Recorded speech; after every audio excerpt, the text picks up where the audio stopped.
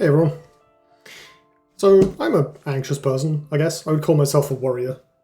And over the last, I don't know, probably 5 years more, the thing I've worried about the most has been the environment, the climate, what's happening, what needs to happen, and the sort of pending and current problems that have been caused by, by us and by climate change. This is a video about that, about climate itself, about worries about it, and about things that we can do and things that are happening in the world that are both changes that we need to support as people, but also reasons to be a bit less doom and gloom about it. Like there's a lot. Essentially, the situation is obviously very severe. It has become less severe due to the efforts of humanity, and will hopefully continue to become less severe. But we need to kind of push on that, right? There's things are not going to change unless people everywhere kind of throw a weight behind them within reason. So I'm just going to go into that a little bit as well. Normally, with these kind of everyday videos, I try and source everything that I talk about in quite a lot of detail. I'm going to cover a lot of stuff today, and both the current state of play and our understanding, our scientific understanding of the situation, are evolving quite rapidly. Even on the timescale of months or less. So odds are a lot of my claims are going to become inaccurate sort of soon. But what I'm going to do is provide links to general resources. I'm going to provide some sources for one specific thing I'm going to talk about in a bit. That's maybe a bit more of like a outlandish sounding claim. And then I'll provide some links to organizations to support and things that you can look at to like feel better, basically. Good sources of information. So as of right now, it's the 1st of July, 2023. Currently we are at 1.2 degrees above pre-industrial temperatures, right? What that means, as far as I understand it, is a moving average of, I think it's like a 20-year period or 30-year period. We'll see, the average global temperature over that time period is 1.2 degrees higher than it would have been in, let's say, 1800 or thereabouts, pre-industrial times. And I think most of that change has happened since about 1950. As there was some change before then, but it sort of shot up in the last 70 years, the last 50 years, and in particular in the last 20 years as well. The curve has sort of gone up. So we're at 1.2 degrees Celsius above pre-industrial levels. In 2010 or so, I don't have an exact number in mind for this, it was predicted that by 2100, by the end of the century, we would be looking at 4 or more degrees Celsius of warming compared to pre-industrial levels. 4 degrees is essentially the end, of humanity. This would be a complete collapse of society. That is now not going to happen anymore unless for some reason we decide to go back to doing all the pollution. As of right now, depending on who you ask and how optimistic your projections of current pledges and adherence to current pledges is, we're looking at somewhere in the vague neighborhood of about 2 degrees of warming. I've seen 2.1, I've seen 2.4, I've seen 1.8 cited as well. I think there was a study that came out recently that said that with going by exclusively the pledges that have currently been fulfilled, we're at 2.6. And going by, I think if the more ambitious pledges are fulfilled, it's something like 2.1. But again, it depends on who you ask. And it's quite difficult to predict this stuff because the technology keeps changing as well. So we've pulled ourselves back from the brink of we are headed for actual Mad Max or whatever, which is is a terrifying thought, right? The idea that 10, 15 years ago, business as usual, we were just dead, basically. Like, this was it. That's so fast, you know? But that's already changed. That's already changed. Like, a lot has happened since then, since I started paying attention to this stuff. I would say that I started, personally, my awareness of climate change in, you know, to the extent that it is. I've known about, like, global warming for my entire life. Like, they mentioned it in school when I was a kid. There were movies about it, but it was never, like, a really serious thing. It was, like, this possibility. I remember when I was a kid, the main worry was running out of fossil fuels. The fact that coal was finite, right? That's why solar panels and things are called renewable energy. Even though nowadays no one cares about that. we don't want the oil. We don't want to use it all up. That would still be too much oil. But, you know, I think I only started realizing how serious it was in probably around 2015, 2016, and I feel like that's been similar for a lot of people. Because I think the first thing that really came to my attention was the news about Trump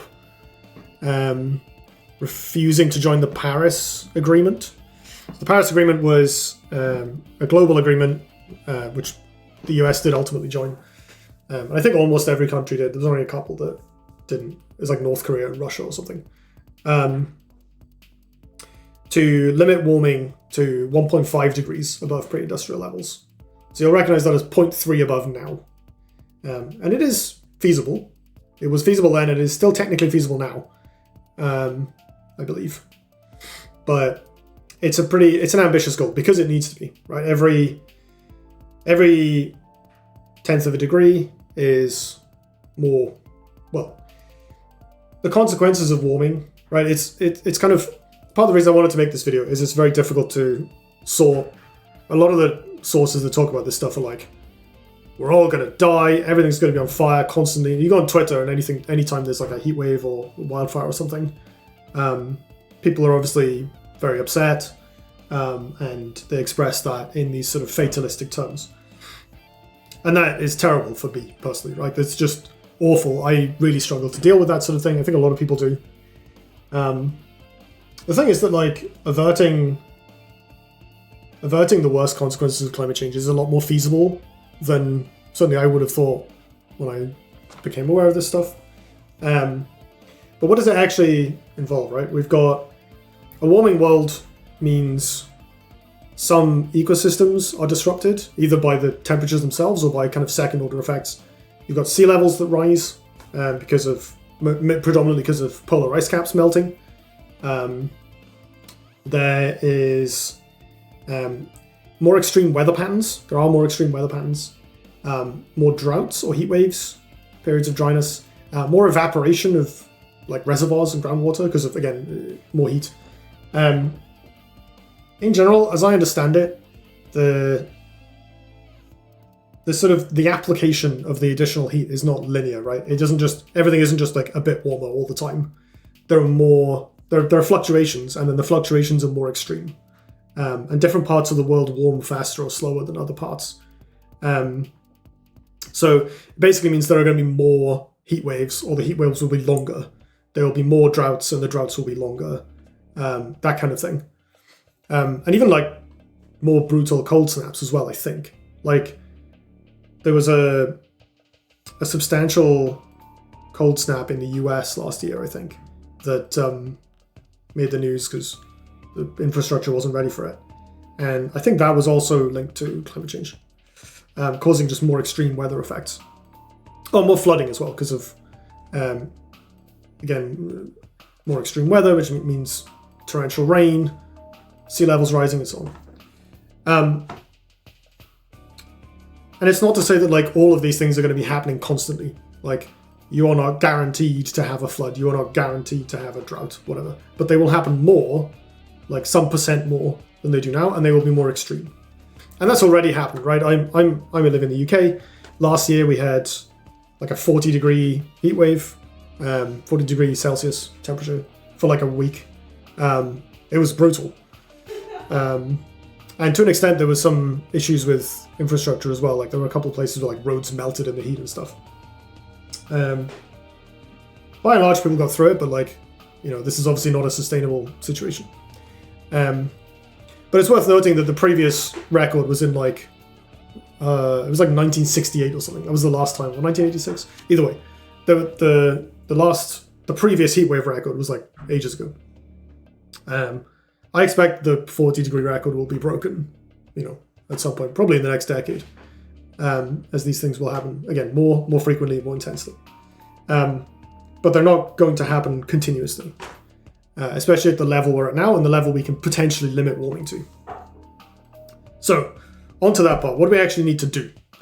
There's a bunch of things that need to change to safeguard the world, or limit the negative consequences that are already happening to the world.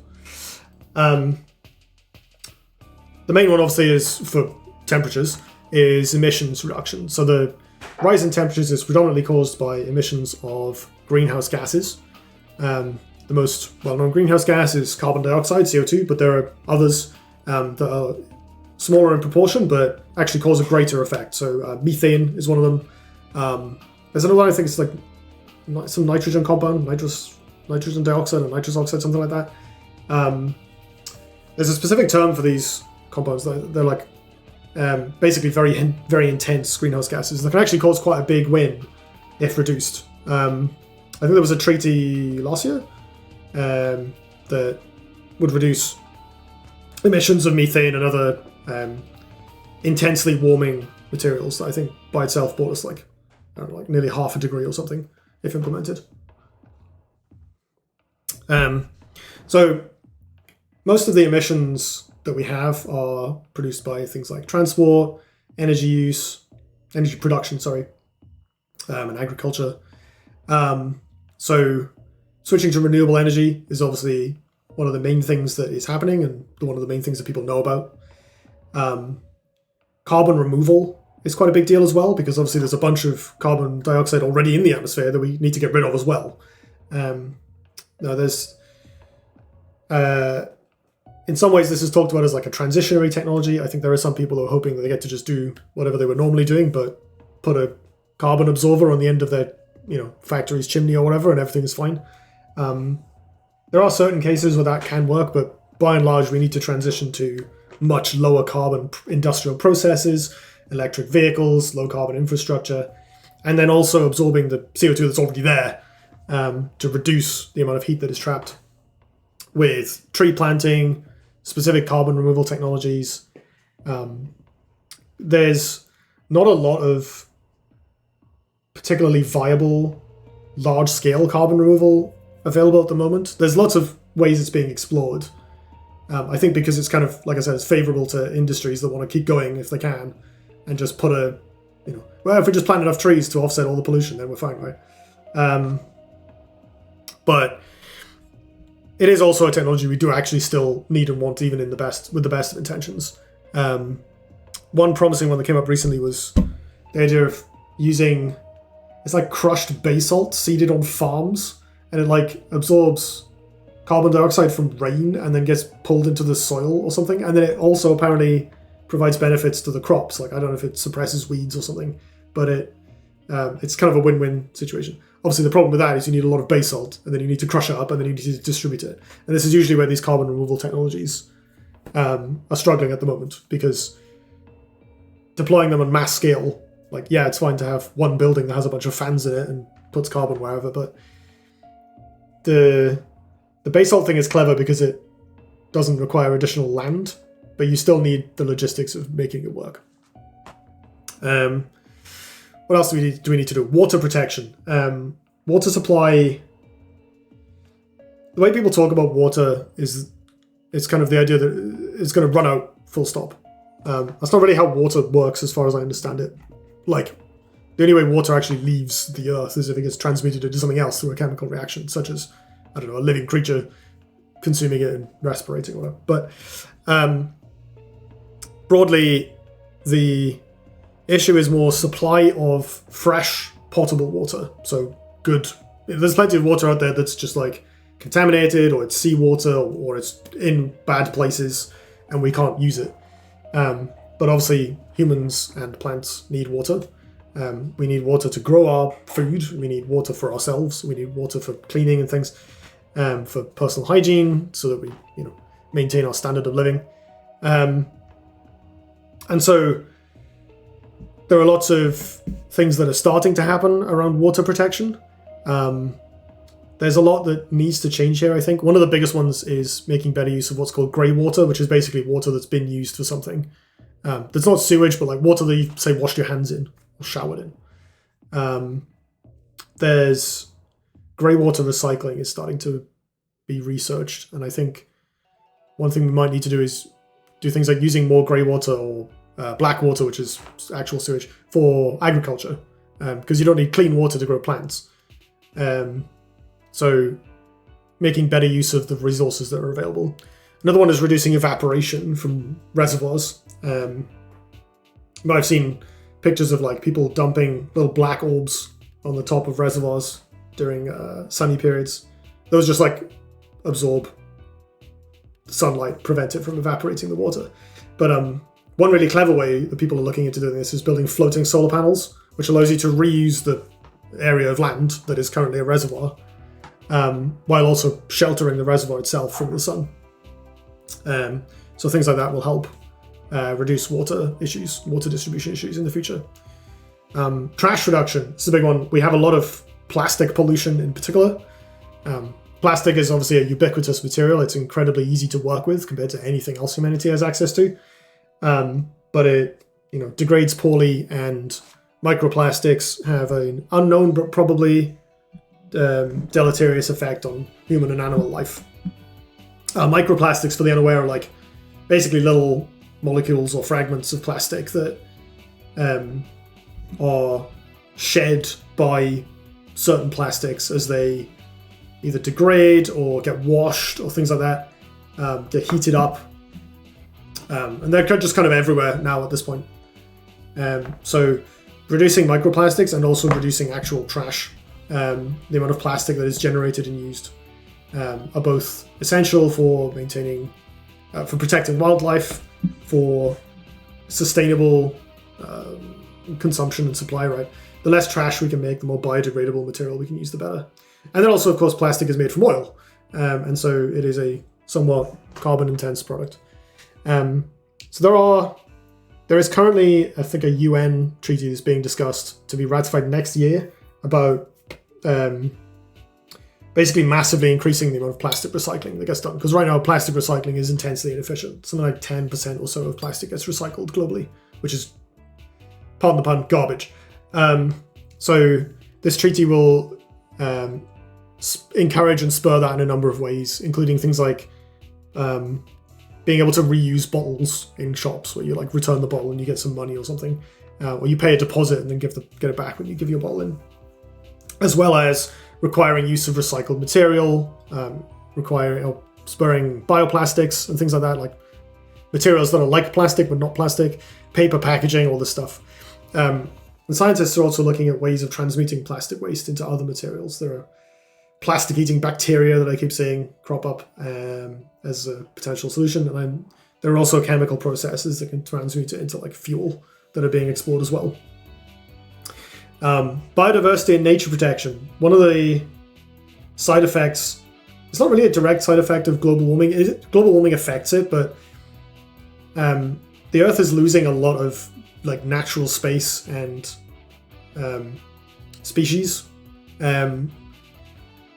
I think, from what I understand, the rhetoric around it being an extinction event is somewhat overblown. Like, as of right now, there are a lot of causes to be concerned about the presence and viability of many species and therefore ecosystems around the globe.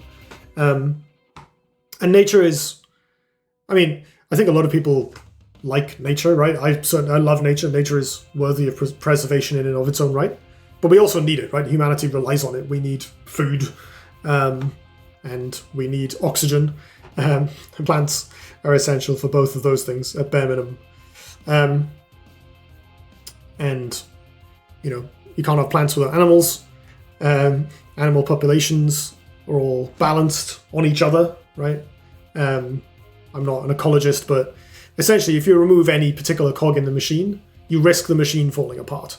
And so one of the scary things about the way humanity has kind of colonized the globe in general is that we have reduced a lot of habitable space for many animals, right? The main culprit is honestly agriculture. Like urban landscapes obviously don't help, right? There's not a lot of wildlife in the average city, but we take up a lot of space with just fields, farming fields, grazing fields. And of course, now there's a question about like, how do we deploy lots of solar panels without using up additional land that, cuts into wild spaces.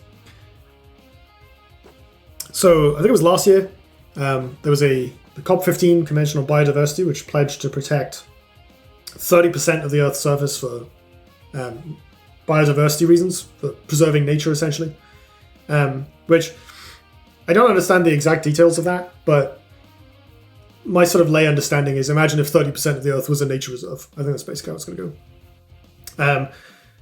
The good news about biodiversity protection is that although a lot of species have already suffered from reduced numbers, it's relatively easy to bring them back. Conservation and rewilding are very, very successful relatively quickly. And there are I don't know if this is the case in other countries, but in the UK, there are actually artificial forests all over the place. That you wouldn't even guess. You go there and they're huge and full of these big mature trees. But actually they're just planted by people not even that long ago. And it's relatively easy to make wilded areas or areas that support nature. I think urban greenery is going to become a big deal. I think it's already creeping in, but I think we're going to see a lot more things like rooftop gardens and balcony gardens and things that are built into cities, alongside more green space, better use of gardens, and things like that. One important element of this is also protecting the rights and land of indigenous people.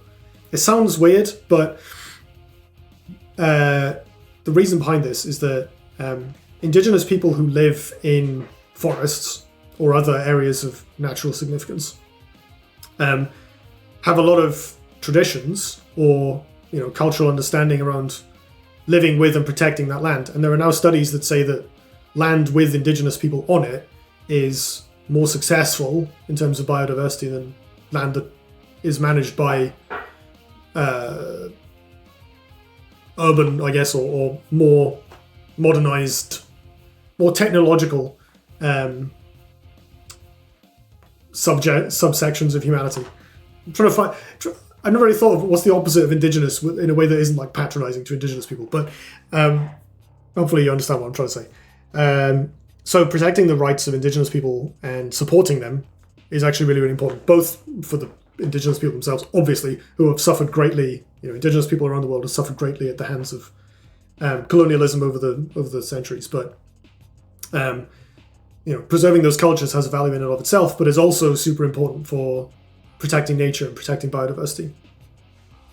Protecting the ocean is also really important. Sustainable fishing, trash reduction, like we talked about, and then things like protecting coral reefs, which are potentially quite sensitive to warming changes, but are important for ocean biodiversity. Sustainable logging, there's a paradox where we want to plant more trees, but actually wood is a really good sustainable material that we're probably going to see more use of in the future. The problem is that if demand for wood goes up, we risk overusing it again, right? We need to plant more trees than we're chopping down. But it's good to you plant a tree, the tree absorbs carbon, you turn the tree into a sofa, the sofa is now going to sit in someone's house for however long, locking away that carbon, right? And it'll be a long time, hopefully, before the carbon in that sofa is released back into the natural environment. It should last for a long time, and then maybe it'll eventually get scrapped for timber, right? So sustainable logging, where you're cutting down trees in order to replant them and maintain the forest, is good. And there are loads of working forests in the UK that are preserved by... The UK has a couple of governmental organisations or charity organisations that work with and manage areas of forestry, and often they do logging, but then replant the trees afterwards to basically doing that is very valuable, but we need to make sure we do it correctly and carefully, not to cut down so-called old growth forests, which are just really old trees basically that have a lot of value to protecting biodiversity in and of themselves. And then the last one, the last thing on my notes of what needs to change and lots of stuff is human rights. So ultimately, the impact of climate change fall worse on people who have less money in multiple ways. So a lot of countries that are described as third world countries, which have less resources, maybe they're less politically stable, they're often messed with by countries not in the third world, and are often this way because of colonialism, right? They're often also in hotter or more arid locations on the globe, right? They're closer to the equator, so they're more vulnerable to extremes of temperature and extremes of drought. And then also they have less resource, less funds, fewer funds, which are available to mitigate those impacts, right? They're kind of less able to fend off the consequences that are largely not their fault, right? They're the fault of more industrialized countries. And then similarly, even within industrialized countries, right, the people who are more likely to suffer from extremes of temperature or any sort of food scarcity or water scarcity are people with less money, who have less ability to buy air conditioning, who have less ability to pay their bills or to buy food, to stockpile food, all this stuff, right? If prices rise for any commodities, they're going to be the worst hit. So human rights in general are a big deal in mitigating the actual impact on people of climate change, not just the impacts to the world, but how it affects us. So one of the things that is pledged to happen and will hopefully take place is COP27, another UN conference, discussed climate justice, which is basically the idea that wealthier countries will pay or help pay for climate defenses and climate mitigations for other countries, and then also fund sustainable industrialization as those countries transition to a higher level of infrastructure and technology. There are many reasons to do this. One of them is that it's just fair and right, right? There's no reason why one country should have more money than any other. And so let's address some of that distribution. And the other more pressing reason, of course, is the reason that poorer countries are poorer is usually because wealthy countries messed them up in the past, right? There's a lot of... I'm British. Britain at one point controlled a quarter of the world. How do you think the quarter of the world felt about it? Pretty bad. So, we as Britain, I've never personally colonized India, but nonetheless, I'm part of a culture and a country which owes the world a lot of debt in terms of sorry about that. We should help fix things. And that's the case for a lot of Europe, and then of course later on for America, and the rest of the Western world in general, should try and repair some of that damage. Similarly, corporations, this is a thing I wanted to cite. A large part of the fault, essentially, of climate change and the situation we're in is down to large corporations. There are several studies that have come out that have actually described how, not studies, but works that come out that actually described how a lot of large corporations that were in the fossil fuel industry or the plastics industry knew about the negative impacts of what they were doing and suppressed that information or tried to shift blame onto consumers. So I've put a link to a few articles about this because I know it sounds like a conspiracy theory. From what I can gather, this is genuinely a thing. There are companies, corporations that have, done a lot of polluting and a lot of contributed heavily to global warming, who knew full well what they were doing and decided to go ahead because it would make more profits, because they wanted to resist change. This is obviously incredibly inhumane. They have caused a massive amount of damage and are now forcing everybody else to scramble to fix their problem they caused on purpose and concealed from everybody else. So there's a pretty good argument that they should pay for it. And some researchers have put forward, analysis of the amounts that the heaviest polluting companies in the world owe to the world in general to help pay for the damage they've caused, essentially. this is both just in general, where these companies make profit, have made profit, and continue to make profit off of polluting technologies, like oil and plastic manufacturing, things like that. And so some of that profit should be redistributed to fix the problem, right? Because it was generated in this way that ultimately everybody else has paid the price for it. So even outside of for the companies that weren't explicitly like trying to hide their misdeeds from the world, they've still profited massively from a system that was paying a large cost, and that has been known about for, again, at least as long as I've been a kid, right? The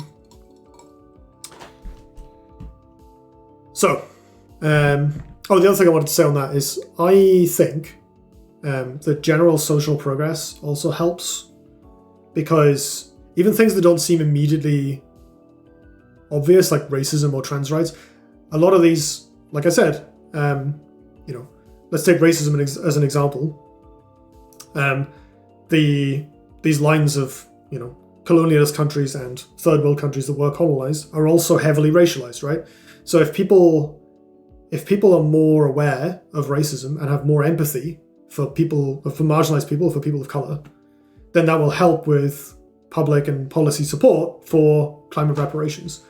And I think that sort of building of empathy, even for things that don't seem immediately obviously climate related, such as trans rights, for instance, or gender equality, it does matter in sort of subtle ways, where actually making sure that women are supported, right? Women, again, often have less money than men, or have fewer rights than men, and therefore are going to be more impacted by negative impacts of climate change. And that goes for any marginalized group in any setting. And I think improving empathy among particularly policymakers, but also the general population, helps support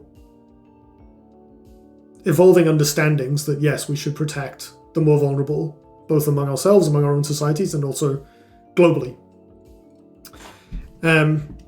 So, progress. This video is already longer than I intended.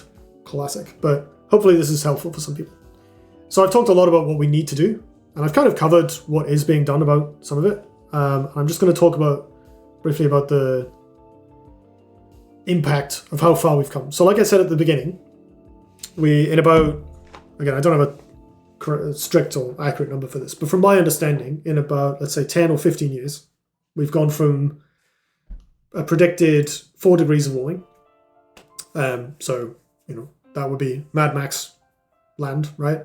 4 plus degrees by 2100 to somewhere in the rough region of 2 or 2 and a bit, with a very wide error margin, depending on who you ask and how optimistic you are about pledges. That's huge, right? That's actually a ton of progress in a very short space of time. And actually, while researching for this, or just for my own general research, I obviously read about this a lot. I came across, a little while ago, an article that was like, hey, here's why you shouldn't worry so much about climate change. Here's why things are being done, from like 5 years ago. And the things in it were like, by the standards of our expectations of right now, horrifying. It was like, hey, look at all this progress we've made. And just since then, so much more has changed and improved in like the last 5 years. So changes are happening, both in the terms of technology, but also in terms of policy, and even some companies are getting with the times. More and more people are aware of the magnitude of this problem and are trying to live sustainably. So like, apparently beef consumption is down, for instance, because beef is of all the various foods one can eat, beef is like by far the worst in terms of climate impact. I think because cattle both release a lot of methane, but primarily because they need a lot of land, and they, you need grassland, a ton of space that you could otherwise use for growing more other food. And I guess probably the machinery or the amount of water involved, I think, is quite a lot as well. So apparently people are eating less beef now. Myself, I've gone from buying beef regularly to now buying it like once every other week at the shop. So I'm still eating some, but trying to reduce it from my diet. And apparently that's quite common. And people are more concerned about buying electric vehicles, buying more sustainable products, buying less stuff in general. Like fast fashion, for instance, is another economically devastating quite cruel industry that, works.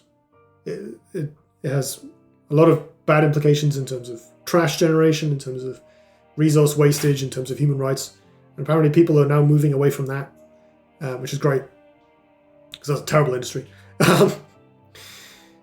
And then that also means there's more public support for measures that push against climate change, measures that push against heavy industry, that improve local greenery or reforestation or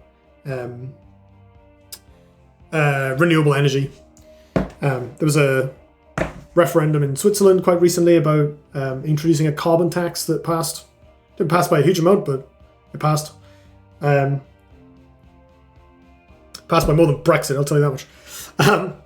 And then technology continues to improve massively, a huge pace. Now that there's more and more money being poured into it, more and more attention being paid to it.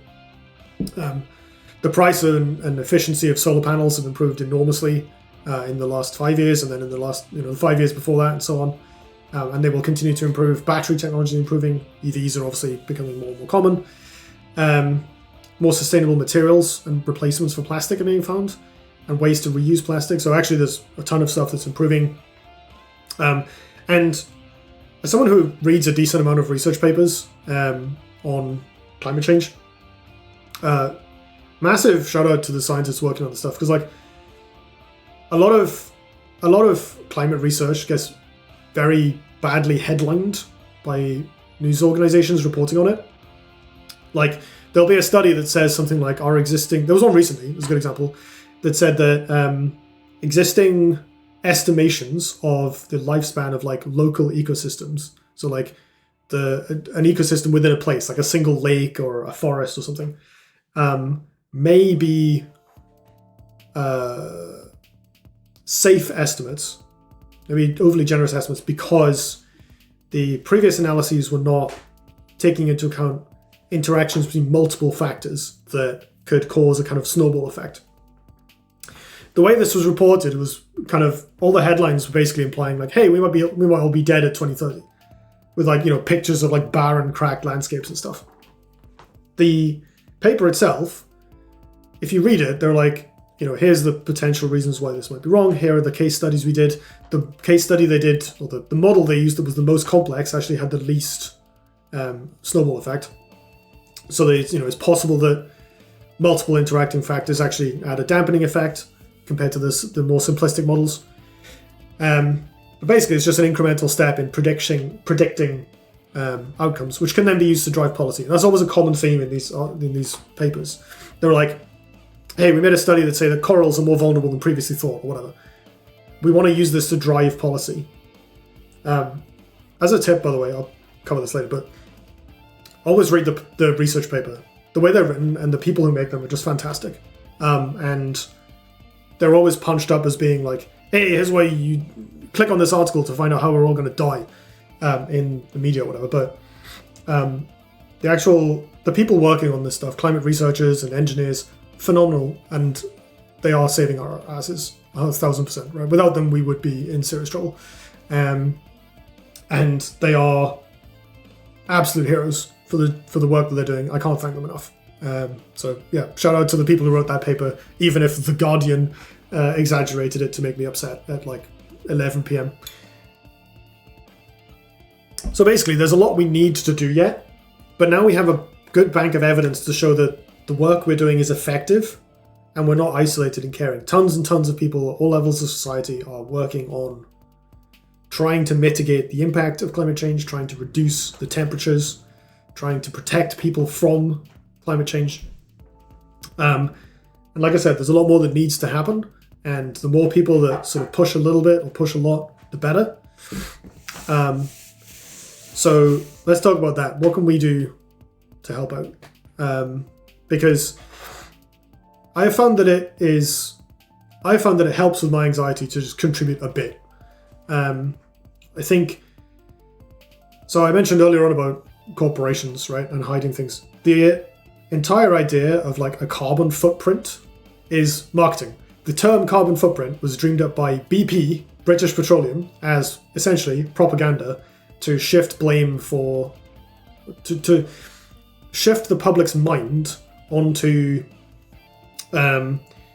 thinking of like, oh, we need to turn our lights off to save the planet, as opposed to, hey, this giant corporation that's, you know, belching CO2 into the atmosphere. Maybe we should talk to them. I've included a link to an article about this because, again, it sounds like a conspiracy theory. As far as I can tell, it is a thing that has actually happened.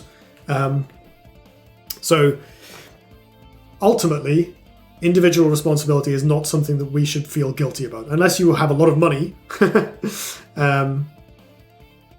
or, you know, then this isn't on you. If you're working at a high up position for, you know, a power supplier, then yes, you should take some more responsibility than I'm about to describe. But for most people, I think doing a bit is effective and worthwhile, but it's also not something that you need to be like completely panicking about. I said earlier, I do still eat some beef, right? I am not a vegetarian.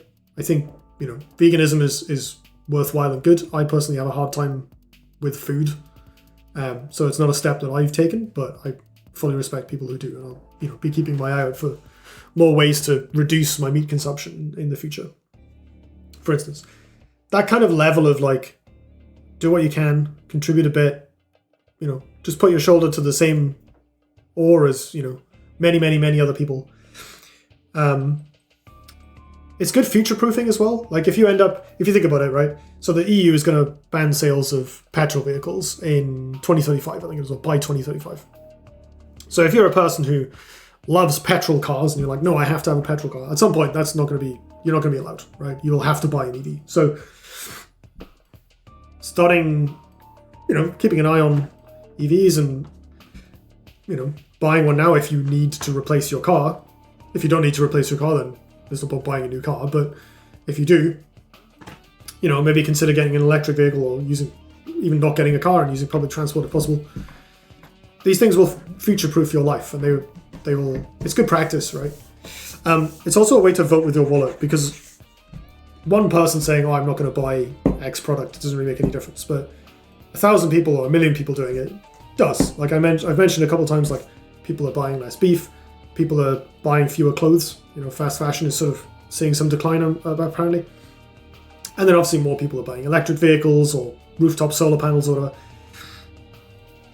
There is, you know, if enough people do that, voting with our wallets to put money into the companies that are providing renewable technology or providing sustainable technologies, and money away from the ones that aren't, will help shift that balance. But ultimately, you know, it's not on us to fix this necessarily, right? Policy must be the driver. Regulations must be the driver. Corporations have to own up and be accountable for what they've done and put the bulk of the effort in to fix it. But we can help each other and ourselves, and it, like I said, it makes me feel better. And there are some things you can do that have a decent impact, as well as saving you money, especially nowadays. And then, of course, you know, for me, I found that I really find that the more I learn about this, the more I appreciate nature, and the more I actually enjoy trying to be more sustainable and trying to support nature and do these things. So I do actually get a lot of satisfaction out of it. And it does mean that, you know, being more aware of the situation and more aware of what I can do will affect how I vote, will affect how I interact with other people. You know, I am now making this video trying to persuade you to live a more sustainable life and vote for more sustainable policy.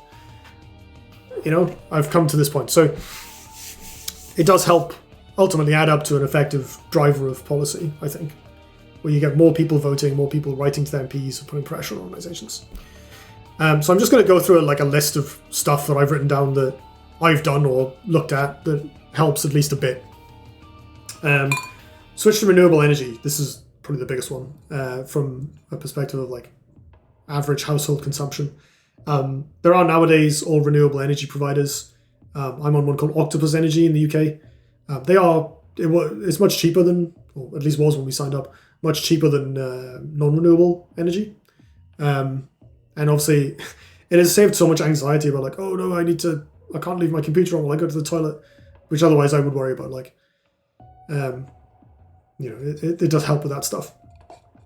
Following on from that, if you are in a position to get solar panels on your house, worth looking into. I'm going to do that at some point. Obviously, it's not cheap. The cost will pay for itself over time. So if you're going to live in the same place for a while, or if you live in a county that's introducing subsidies or doing it for you, absolutely get it if you can, because it will save you money in the long run, and also it's great for providing renewable power. And the more we can use land for more than one thing at once, right? Like if you've got rooftop solar, it's a place where you live, and also it's a solar panel. That means that's a solar panel that isn't taking up the ground area of your house in a field somewhere, and we can fill that with trees instead. So that's good. I mentioned eating less beef or meat earlier.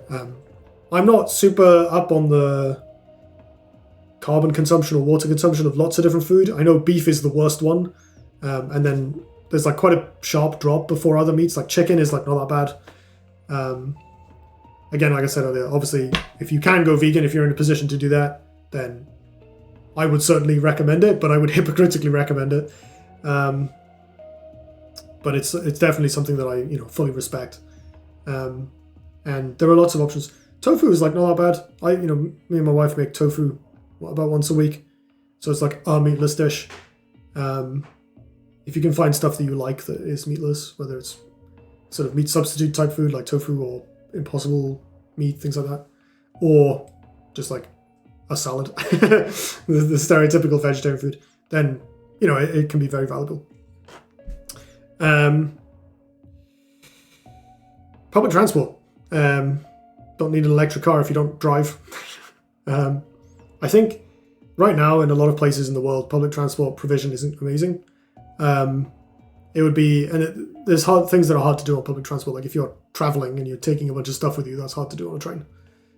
But using public transport where possible and practical, obviously good. Gardening. This is actually a big one.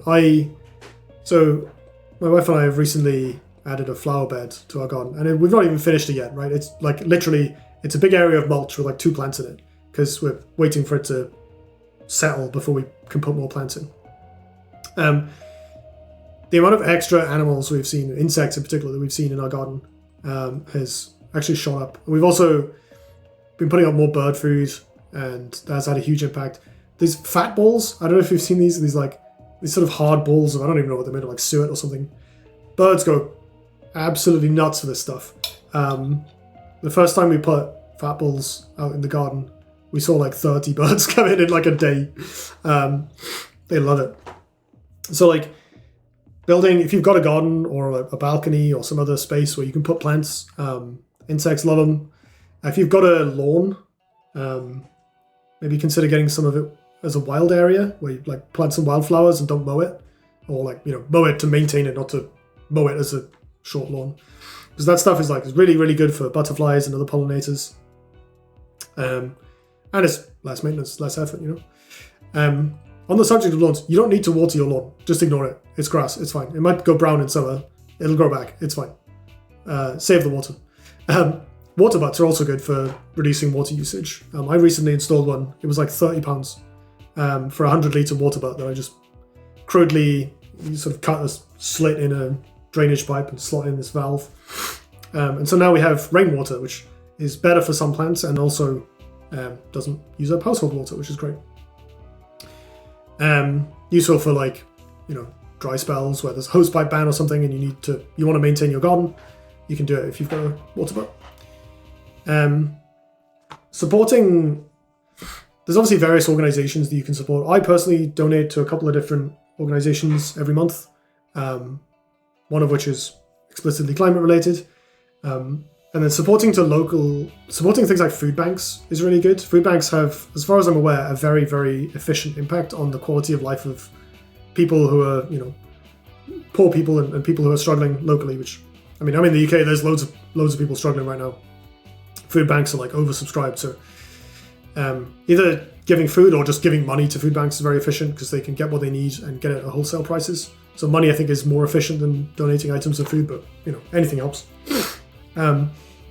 Supporting activist groups is very valuable. Like one of the main ways to affect policy, right, is protesting and otherwise spreading awareness and making the demands of the people visible to policymakers and to the world, getting on the news. You can donate to groups, or you can maybe join one and contribute your time. I've been contributing a little bit of my time to Extinction Rebellion recently. They're not an organization I 100% agree with in every way, but they have evolved into they have a bad reputation because when they started out, they had a lot of problems. But they see, as far as I can tell, they've evolved past that in quite a big way. And nowadays they're much more focused around not only obviously stopping climate change, but also social change. Like the thing I was talking about earlier where, human rights and empathy and climate mitigation are all kind of intertwined. They're basically trying to build, it sounds corny, but they're literally trying to build a better world. And I can get behind that. So I've been helping out with like the tech side. I'm not much of a protester. I have other anxieties to make that difficult, but been helping with like the tech side because I'm a programmer. I can do that. And then there's also organizations that help with conservation. Zoos, good zoos. Again, it depends on where you are in the world. I'm in the UK. Zoos in the UK are great. Elsewhere, maybe not so much. I know some zoos are very cruel to animals and mostly just kind of circus shows, but zoos in the UK tend to be very heavily involved with conservation and treat the animals with a lot of respect and care. And supporting zoos is great. Plus, you get to go and look at animals. Animals are awesome. So I haven't really addressed the anxiety much directly, but I'm going to talk about that last but not least, straight up. So again, to be honest, I worry about this stuff a lot. And I have had therapy about it. That's helped me handle it to an extent.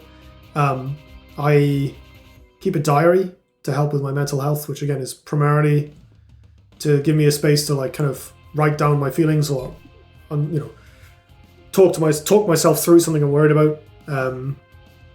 Which again mostly comes up with climate change. It is something that can be very easily set off, can be triggered quite easily because you can just be scrolling Twitter and you'll see a bad tweet, you're scrolling Reddit, you see something scary. There's lots of very scary attention-grabbing headlines. In these situations, I always recommend read the paper. Read the paper. The tone and the content are always way better and way more measured and way more proactive and productive than the article makes it seem. And I have found that, yes, they're obviously quite technical and scientific, but you can kind of skim read all the formulas and get to read the abstract and the conclusion. Usually there's some stuff that's kind of lay understandable there, at least in my experience. But it is hard. It's very hard. And looking for sources of positive or productive news can be very helpful. There's a good subreddit for this called Climate Action Plan. There are others as well. But Climate Action Plan is like basically a place to share either progress that has been made or progress that is being made in various ways. And I found that to be quite a helpful source of essentially good news. You don't necessarily want good news that is just like, oh no, it's fine, because it's not fine, right? A lot needs to change. But I have found that having an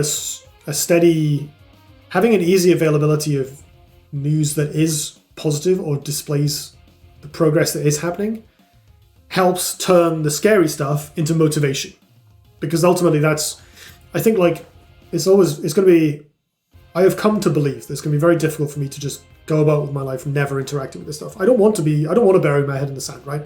I do care about the climate, I do care about the environment, I care about the world, I care about the people in the world, and I want to be a part of the effort to improve that. So to an extent, I need to know this stuff.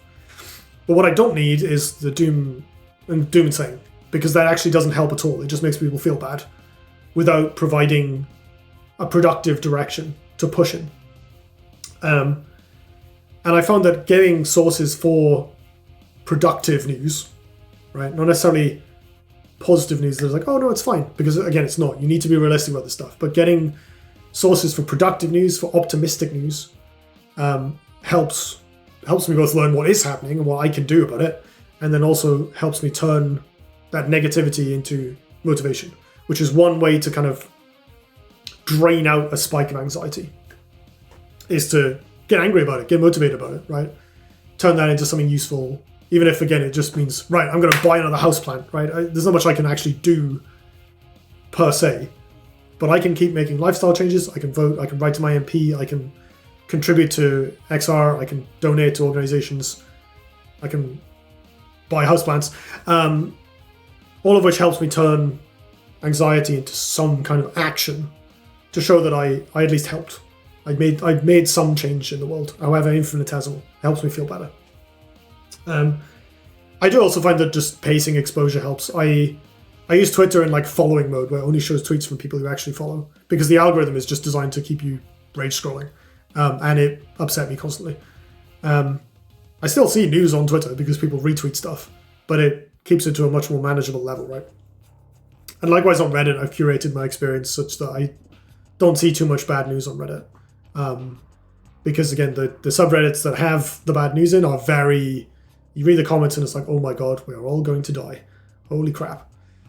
And that's just not the case anymore, right? Like, but the situation is bad, and we need to improve things. We need to keep pushing, but we need to kind of accept that, like, no, we don't just give up. The more we push, the better things will be, and the more we can do more quickly. So try not to feel like despair is the only option, because there are outs here, right? The thing is that the consequences of climate change are already with us. Odds are you've been impacted by it in some way, whether it's heat waves or whether it's something more severe, like, you know, floods or tornadoes or droughts or something, right? Odds are you personally have been impacted by climate change, directly or indirectly. And that will continue to happen, and it will continue to happen more, but we can try and put a ceiling on it, right? And then we can try and bring that back down, because we don't want to stop at 1.5 degrees. That's still bad, right? We want to try and bring that down. We want to ideally go back to properly net zero degrees, right? Eventually.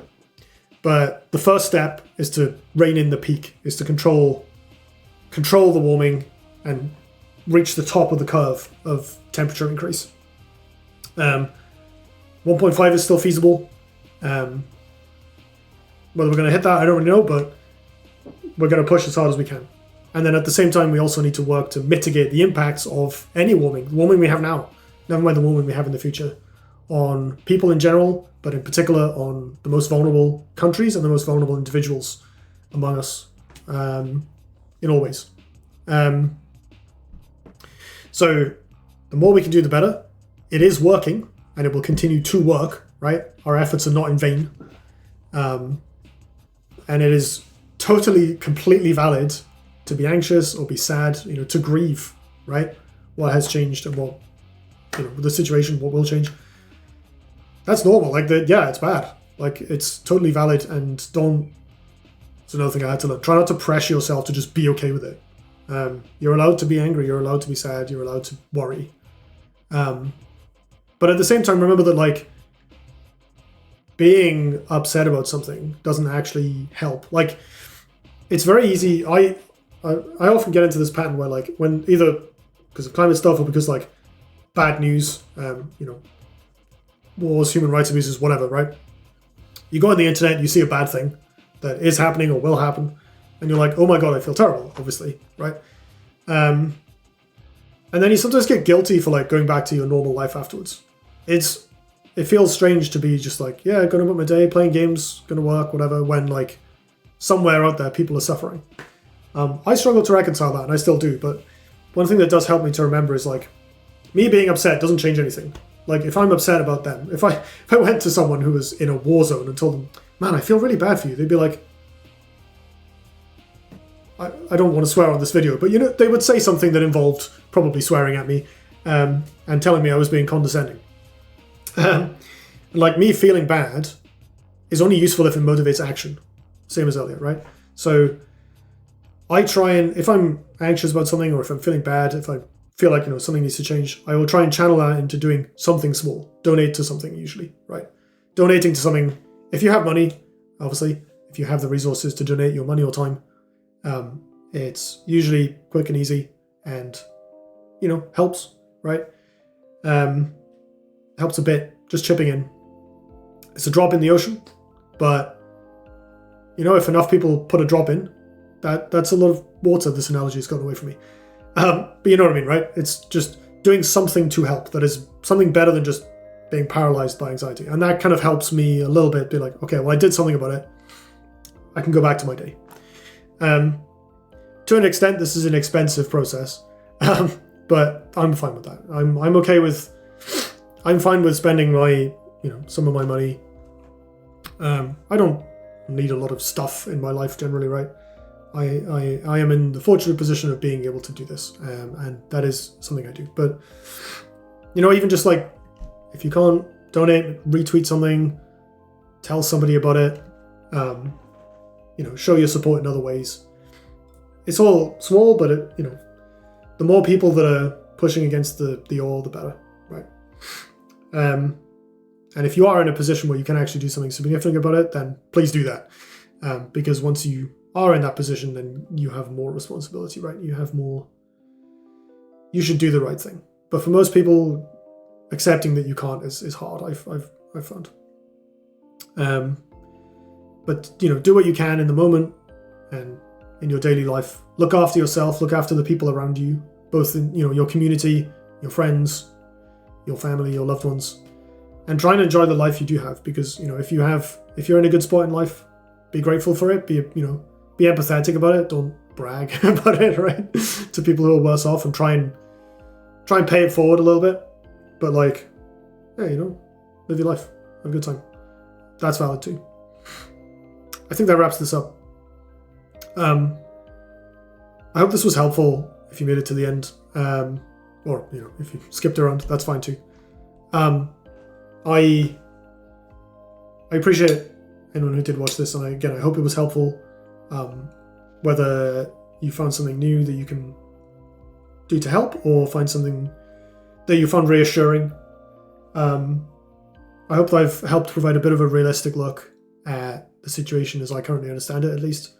And like I said, I'll put in the comments, in the description, I'll put a bunch of links to resources that are useful for finding details of the situation. There's a good subreddit called r/science. I think it's one of the default ones. That if you filter by environment, if you want, or just read it normally and see them when they come up. You can see moment-to-moment studies about what's going on and what can be done. I've put some specific links about the corporations being at fault thing, because again, that's maybe one of the more, it's a stronger claim to make than most of the stuff I said, so I wanted to put some explicit sources in. I actually didn't know that carbon footprint was BP marketing terminology until I was doing research for this. And then I've also linked a few examples of organizations to donate your time or money to. There's loads out there. Some of them are more reputable than others, I guess. I can't guarantee 100% that the ones I've linked are flawless, so please feel free to do your own research or check. These are just ones that either are quite well established or that I personally think seem to be doing good work. And then also a few links to just sources of good or productive news that I like to look at when I'm feeling anxious. There's one in particular I want to put a bit of disclaimer about. There's a blog called Debunking Doomsday, which I've honestly found to be really, really helpful. He doesn't just cover climate stuff, he talks about things like the war in Ukraine as well. I don't look at that stuff as much. I don't really find that super useful. I don't find those predictions to be mega helpful. But as far as I can tell, his analyses of climate science and climate information are actually pretty on the money. And they are written in a very optimistic tone. So there's definitely some places where he takes an optimistic look at things that other sources might not. But actually, when I've sort of gone and fact-checked stuff, it's been, as far as I can tell, accurate. And his optimistic lens is often a more realistic. It's more realistic than the stuff he's pushing back against, the very negative media lens or Twitter chat or whatever. So something to bear in mind while looking at it. I have found it very helpful, and the things that he links to are also quite helpful. But yeah, sort of caveat / actually trust me, bro, on that one. But the others is just like the subreddit and then an article that just collates a bunch of stuff, big and small, about climate that I found quite helpful. Yeah, thank you again for watching this. Again, I hope it was helpful or informative. Please, if you have questions, let me know. You can message me on Discord or something if you want to ask in private, that's fine. If people are going overboard on the doomerism in the comments, I will not approve them, but generally I turn on comment approval for the Kinder Everyday videos by default because they tend to cover more sensitive topics and I don't want people dumping offensive stuff and then it's there until I can get rid of it. But generally speaking, like if you're worried or if you want to know more and I might be able to help, just say the word, because I'll share as much information as I have and as much reassurance as I can muster, because this stuff is super important. Thanks everyone. Stay safe and stay strong. We got this.